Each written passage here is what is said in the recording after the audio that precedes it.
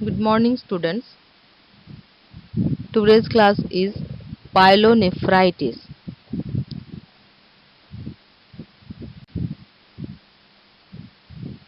Pyelonephritis is a renal disorder affecting the tubules, interstitium, and renal pelvis, and is the one of most common disease of kidney.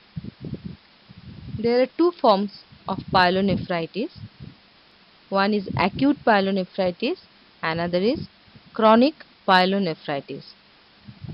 Another rare entity is there, that is xanthogranulomatous pyelonephritis.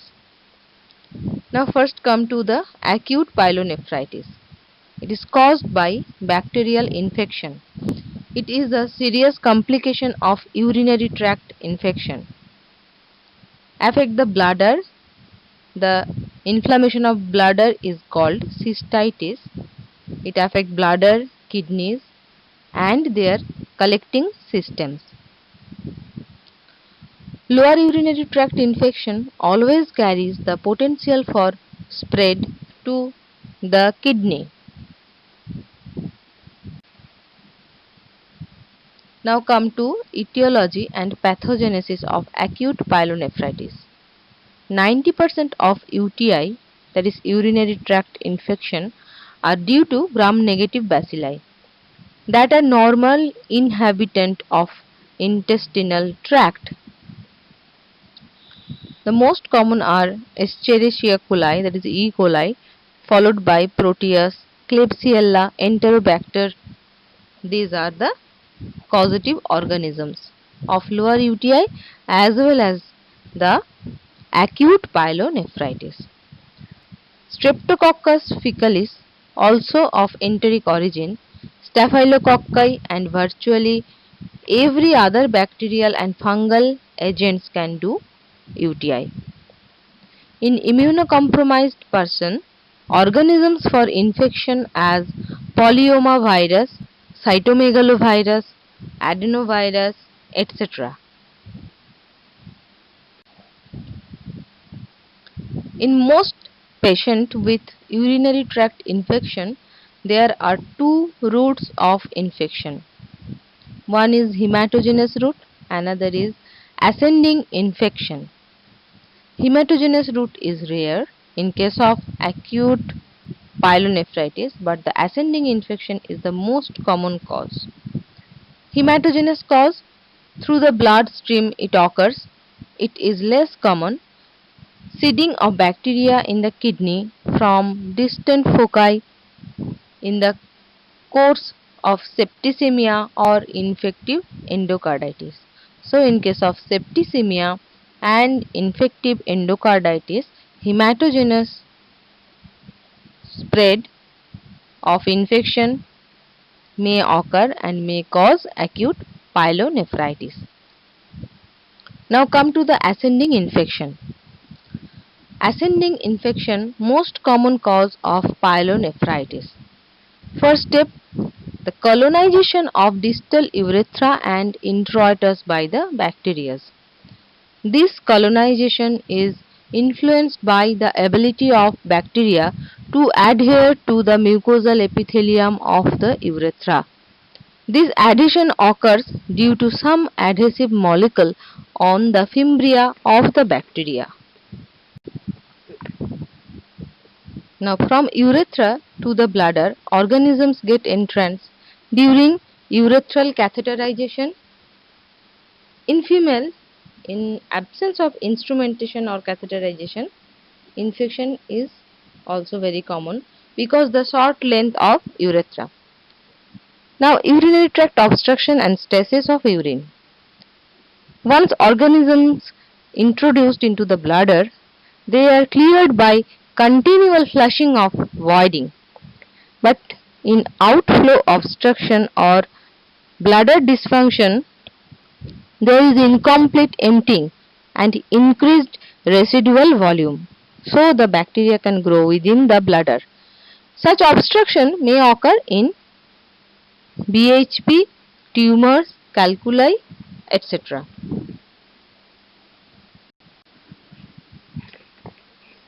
Now come to the vesicoureteral reflux. Vesicoureteral reflux, that is the incompetence of vesicoureteral valve. Normally during micturition, intravesical pressure is increased and closure of vesicoureteral valve occurs.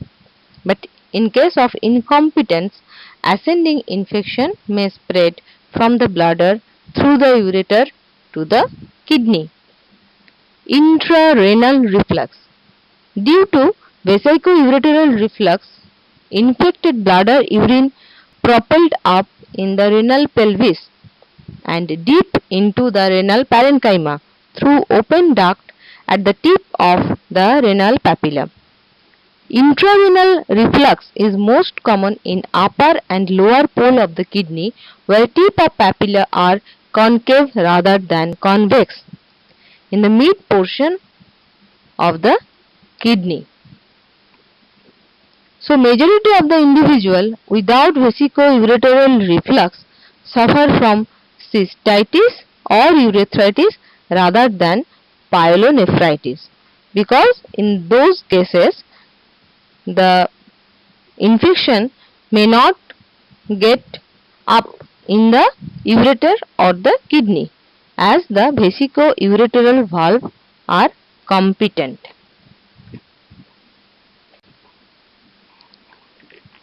Now acute pyelonephritis, it is acute suppurative inflammation of the kidney caused by bacterial and sometimes viral infections. Morphology, patchy interstitial suppurative inflammation, intratubular aggregates of neutrophils and tubular necrosis. Suppuration may be small focal or abscess or large wedge separate. Distribution may be unpredictable, but in reflux diseases both poles are mainly involved.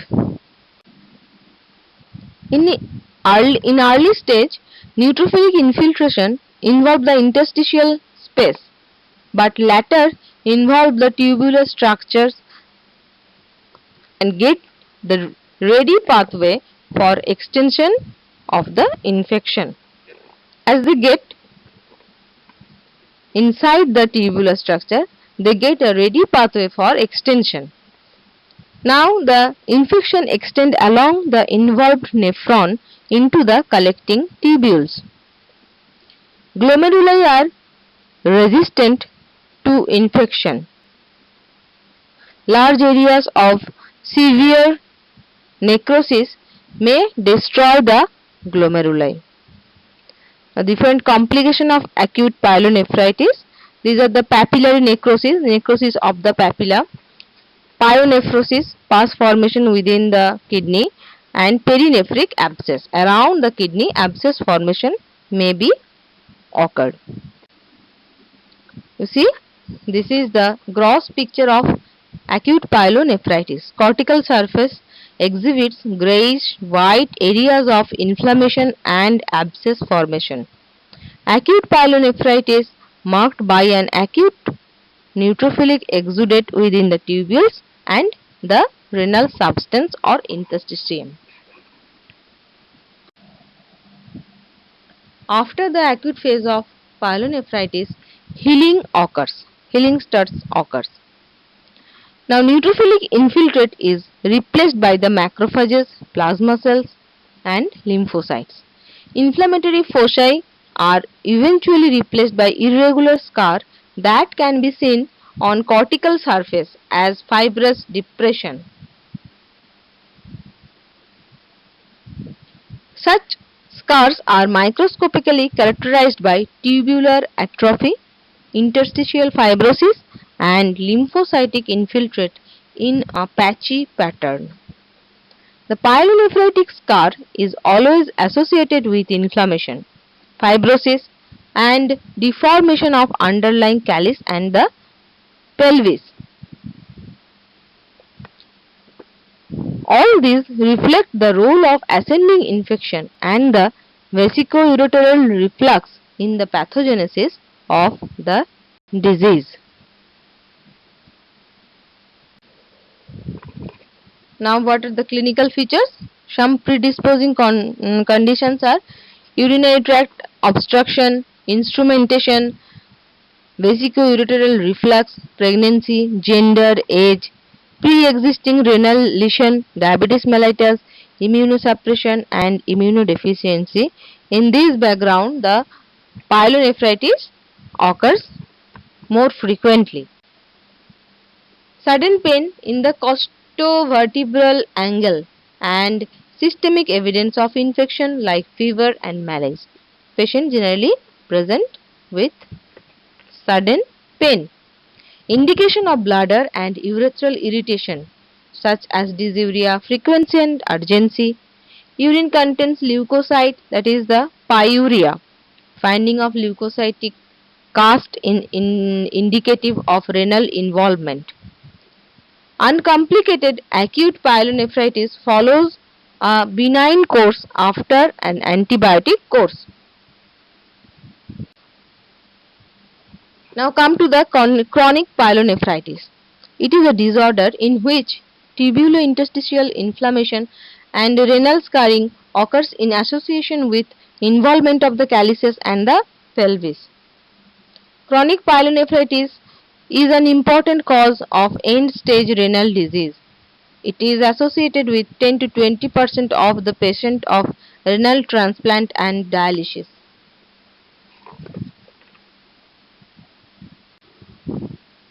Two forms of the chronic pyelonephritis are the reflux nephropathy and another is a chronic obstructive pyelonephritis.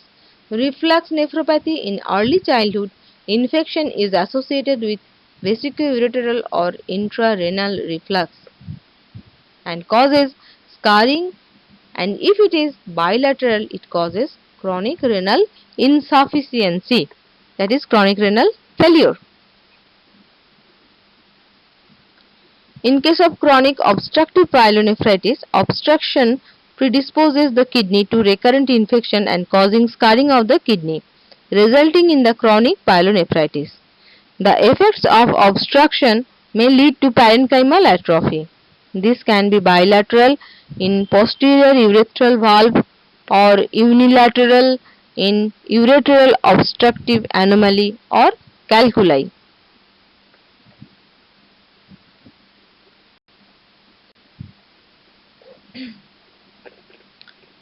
Now, these are the chronic pyelonephritis. First one is the chronic pyelonephritis caused by vesicoureteral reflux. You see, the scarring are limited on both the poles only. But in case of chronic pyelonephritis caused by obstruction, whole kidney becomes atrophic and scarring in the other areas also present. Now come to the morphology. Grossly, the kidneys are irregularly scarred. If bilateral, involvement is asymmetric. In contrast to the chronic glomerulonephritis, where both kidneys are diffusely and symmetrically scarred. Hallmark of chronic pyelonephritis are coarse, discrete corticomedullary scars overlying dilated, blunted and deformed calyces and flattening of the papilla.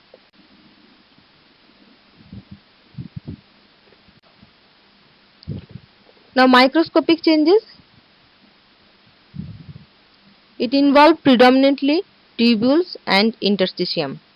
Tubules show atrophy in some areas and hypertrophy or dilation in other areas. Dilated tubules with flattened epithelium may be filled with colloid cast, that is the thyroidization of the tubules. There are varying degree of chronic interstitial inflammation and fibrosis in the cortex and medulla. In presence of active infection, there may be presence of pus in the interstitium. Pus cell cast found in the tubules. Arcuate and intertubular vessels demonstrate obliterative intimal sclerosis in the scarred areas, and in the presence of hypertension, hyaline arteriosclerosis is seen in the entire kidney. Fibrosis and inflammation around the calyceal epithelium. Glomeruli may appear normal except for periglomerular fibrosis. See, these are the hyalinization of the tubule, tubular atrophy, chronic interstitial inflammation. Small atrophic tubules are also there, and cystically dilated atrophic tubules are also present. Glomeruli are to some extent resistant in case of chronic pyelonephritis, but sclerosis may occur. Periglomerular fibrosis also occur and interstitial inflammation is present. Now come to the xanthogranulomatous pyelonephritis. This is a rare entity, the unusual form of chronic pyelonephritis characterized by accumulation of foamy macrophages, plasma cells, lymphocytes and occasional giant cells. Clinical features are insidious in onset, back pain, fever, frequent pyuria and bacteria. Reflux nephropathy often discovered when hypertension in children is investigated. Loss of concentration ability give rise to the polyuria and nocturia, that is the indication of renal insufficiency. So these are the clinical features of chronic pyelonephritis. Insidious in onset, but fever and back pain are present. Now another entity, the tuberculous pyelonephritis. This is also a cause of pyelonephritis, so I am discussing here. The tuberculosis of kidney occurs due to hematogenous spread of infection and from the another site, most commonly from the lungs. Less commonly from ascending infection from the tuberculosis of the genitourinary system such as epididymis, fallopian tube, etc. The renal lesions in tuberculosis may be in the form of tuberculous pyelonephritis or multiple miliary tuberculosis. Morphological features, grossly, mostly these are bilateral, usually involving medulla with replacement of papillae by caseous tissue. Huge number of small scattered granulomas are seen. Microscopical examination, typical caseating epithelioid cell granulomatous reaction is seen. Acid first bacilli can be demonstrated. Clinical features, persistent sterile pyuria, microscopic hematuria. What is the sterile pyuria? We get the pus cell in the urine, but in culture with the normal medias like MacConkey, nutrient agar, there will be no growth present in case of tuberculosis. But if you culture in the particular media like LJ media or Bactec method, you will get the bacilli. Now, diagnostic test is identification of Mycobacterium tuberculosis by repeated culture of urine on LJ media.